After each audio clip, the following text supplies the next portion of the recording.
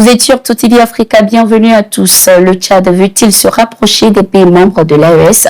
Cette interrogation est née après la rencontre entre le président du Tchad, Mahamat Idriss Déby, et le ministre de la Communication et de la Culture du Burkina Faso, Gilbert Ouedraogo, lequel a transmis un message important du capitaine Ibrahim Traoré à son homologue tchadien dont le contenu n'a pas été dévoilé. Cette rencontre a été également l'occasion de discuter du renforcement de la coopération bilatérale. Rappelons que ces derniers mois, le Tchad a entrepris des démarches visant à rompre avec son passé colonial, adoptant une position résolue de souveraineté et de diversification de ses partenariats. Le pays n'a pas hésité, il y a quelques mois, à demander le départ des militaires français après plusieurs années de présence. Le président Mahamat Idriss Déby n'hésite pas également à dénoncer régulièrement les actions et les déclarations condescendantes de la France, une position qu'il n'aurait jamais osé adopter dans le passé, tant le Tchad était perçu comme la chasse gardée de la France dans le Sahel. Nombreux sont ceux qui anticipent un rapprochement stratégique entre le Tchad et les pays membres de l'AES tels que le Niger, le Mali, le Burkina Faso pour renforcer leur coopération dans divers domaines, notamment dans la lutte contre le terrorisme et le néocolonialisme. Notons que le Tchad est le pays invité d'honneur cette année au Festival panafricain du cinéma de Ouagadougou, FESPACO. Le Niger, de son côté, poursuit ses efforts pour garantir la paix et la stabilité sur l'ensemble du territoire. Dans cette optique, les autorités du pays ont procédé à la réinsertion de 124 anciens rebelles dans la société civile après qu'ils aient suivi un programme de déradicalisation dans la région de Difa, située au sud-est du pays. Ces anciens rebelles, pour la plupart des jeunes, ont bénéficié de plusieurs formations professionnelles leur permettant d'acquérir des compétences recherchées sur le marché de l'emploi. Ils ont également reçu des certificats d'exemption de poursuites judiciaires leur garantissant une amnistie en raison de leur participation à ce programme de réinsertion. Le gouverneur de Difa, le général Mamadou Ibrahim Bagadouma, a affirmé, je cite, « Aujourd'hui, nous célébrons une avancée majeure vers la paix et la réconciliation, une étape qui nous rapproche de la normalisation de la situation dans notre pays. » Fin de citation. Ces anciens rebelles sont désormais appelés à contribuer activement à la consolidation et au renforcement de la paix dans le pays. Rappelons qu'en 2017, le Niger avait mis en place un centre de déradicalisation afin de faciliter la réintégration des anciens rebelles dans la vie civile.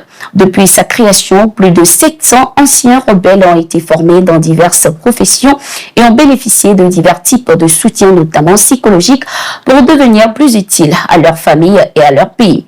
La réinsertion de ces 124 anciens combattants illustre le désir persistant des autorités de transition de garantir un avenir meilleur pour l'ensemble des citoyens.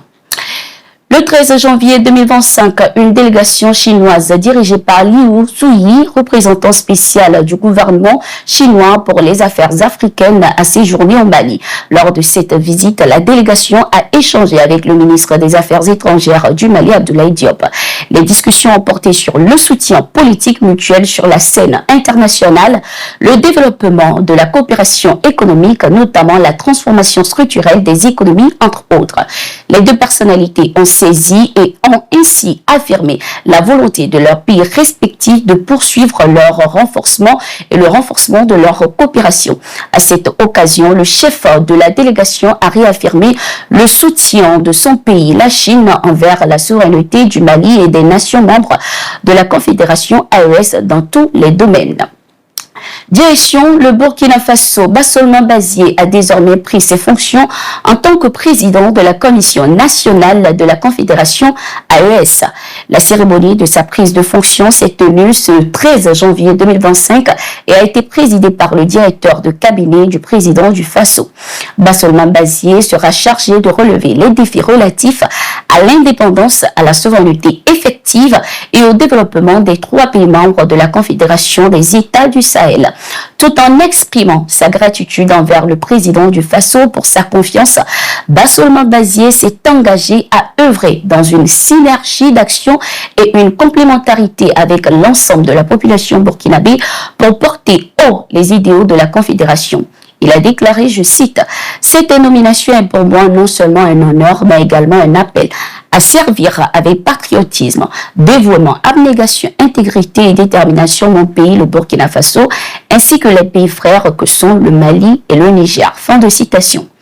Rappelons qu'en décembre 2024, le capitaine Ibrahim Traoré, président du Faso, avait nommé Bassouma Bazi, alors ministre de la fonction publique, à la tête de cette commission, un organe national de coordination et de suivi des activités relatives à la Confédération AES.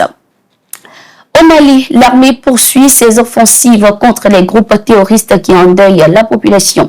Dans un communiqué, l'état-major général des armées a annoncé la neutralisation de 3 terroristes ce 13 janvier 2025 dans le secteur de Doro. Le même jour, un refuge de terroristes en fuite a été démantelé. Le 12 janvier, une vingtaine de terroristes ont été neutralisés à Berdosso, au nord-est de Bandiagara. Ce jour également, des frappes aériennes ont détruit 2 camions transportant du matériel logistique pour les terroristes dans la région de Tombouctou. Plusieurs équipements de ces assaillants ont été détruits tandis que d'autres ont été récupérés par les forces armées maliennes. Et voilà, c'était tout pour cette édition. Merci d'être resté avec nous et nous sommes en continu sur nos différentes plateformes et sur notre site d'information, le www.touafrica.com.